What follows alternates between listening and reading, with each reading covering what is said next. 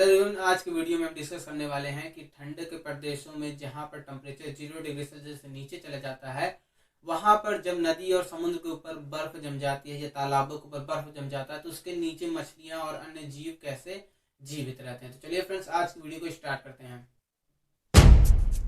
Friends, मैं starting में बता देना चाहता हूँ कि जो जल होता है, पानी जिसका फॉर्मूला H2O होता है, उसका आयतन तब तक नहीं बढ़ता जब तक उसका तापमान जो है 4 डिग्री सेल्सियस से नीचे ना चला जाए। इसलिए द्रव्य की यही परिभाषा कही जाती है कि द्रव्य वह पदार्थ होता है जिसका आयतन निश्चित होता है और आकृति बदलती रहती है। यानी जितना पानी आपका ग्लास में है उतना ही पानी आपका जग में भी होगा, लेकिन उसकी सिर्फ आकृति बदलेगी, आयतन नहीं बदलेगा। तो जब ठंड के प्रदेशों में जब नदी और तालाबों के ऊपर बर्फ जम जाती है तो उसके नीचे जो जीव रहते हैं वो किस तरीके से जीवित रहते हैं, इसी के बारे में आज हम डिस्कस करने वाले हैं। मैं शुरुआत में आपको बता दूं कि जो टेम्परेचर रहता है वह ऊपर से नीचे की तरफ आता है, यानी टेम्परेचर धीरे धीरे कम होता है। टेम्परेचर डायरेक्ट जीरो नहीं होता, बल्कि जैसे आप मग में गर्म पानी है या चाय लेते हैं तो चाय आप देखते हैं कि एक बैग ठंडी नहीं होती, वो धीरे धीरे ठंडी होती है। तो यही प्रोसेस जो है जल में, जो नदियों में पानी होता है उसमें भी कार्य करता है। जैसे जब आपका पानी है, जो आपका तालाब के अंदर पानी है, उसकी फर्स्ट लेयर, सेकंड लेयर और थर्ड लेयर इस तरीके से लेयर्स वाइज वर्क करती है। जिस तरीके से पानी के अंदर श्यानता का प्रोसेस होता है, यानी ऊपरी सतह का पानी तेज बढ़ता है और निचली सतह का पानी स्थिर रहता है या धीमे धीमे बहता है, उसी तरीके से जो टेम्परेचर रहता है वो ऊपर की सतह पर कम रहता है और नीचे की सतह पर ज्यादा रहता है, वो धीरे धीरे कम होता है।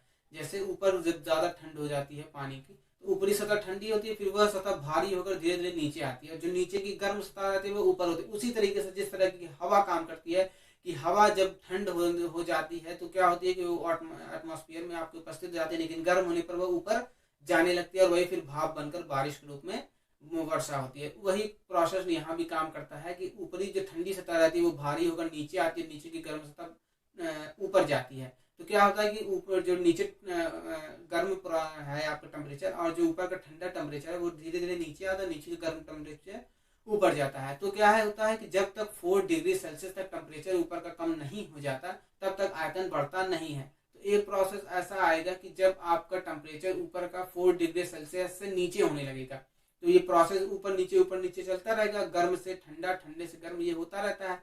जब ऊपर 4 डिग्री सेल्सियस तक टेम्परेचर पहुंच जाता है तो उसके बाद वह टेम्परेचर नीचे आता है और ऊपर का सतह जो टेम्परेचर रहता है वो 4 डिग्री सेल्सियस से नीचे जाने लगता है।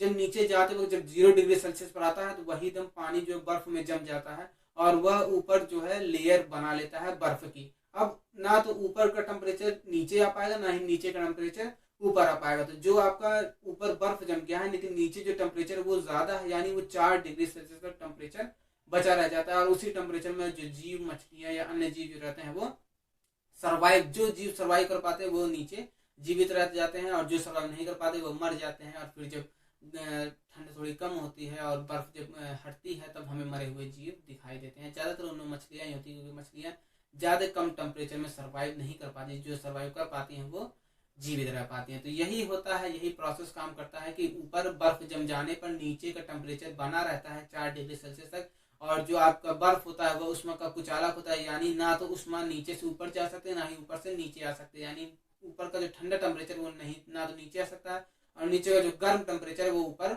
नहीं जा सकता। इसलिए नीचे का 4 डिग्री सेल्सियस टेम्परेचर बचा रह जाता है नदी के अंदर और ऊपर का जो टेम्परेचर रहता है वो और कम होता जाता है। लेकिन बीच में बर्फ की लेयर की वजह से ना ऊपर इफेक्ट पड़ता है ना नीचे इफेक्ट पड़ता है और नीचे 4 डिग्री सेल्सियस टेम्परेचर बचा रह जाता है और उसी में अन्य जीव जीवित रह जाते हैं। तो आई होप आज की वीडियो में आप कंप्लीट रूप से समझ गए होंगे कि जिन नदियों के ऊपर बर्फ जम जाते हैं उसके नीचे जीव या मछलियां किस तरीके से जीवित रह पाती हैं। अब जल्द ही मैं आपसे मिलता हूँ दूसरे नेक्स्ट इंटरेस्टिंग टॉपिक के साथ। Thank you so much for watching.